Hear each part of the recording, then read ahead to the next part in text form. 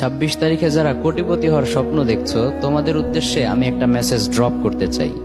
শোনো ভাই, অলওয়েজ মাথায় রাখবে, early success is a scam. সফলতার কোনো শর্টকাট হয় না। অনেক কাঠখড় পুড়িয়ে স্টেপ বাই স্টেপ গ্রাজুয়ালি সফলতার দিকে এগোতে হয়।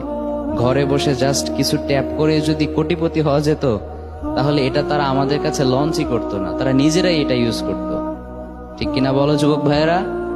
যেমন দেখবে, রোদে পুড়ে এক বাস থেকে আরেক বাসে গিয়ে অনেকে বলে প্যাসেঞ্জারদেরকে, আপনি যদি এটা আপনার ঘরে রাখেন কোনোদিন আপনার টাকার অভাবই হবে না। তো এটা সে নিজে কেন তার ঘরে রাখে না? সে কেন রোদে পুড়ে পুড়ে এগুলো বিক্রি করে? Doesn't make any sense.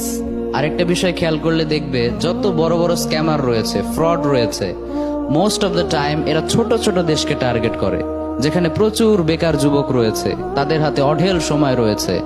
এর ফলে তাদের সামনে যখন অ্যাট্রাকটিভ নতুন কিছু আসে,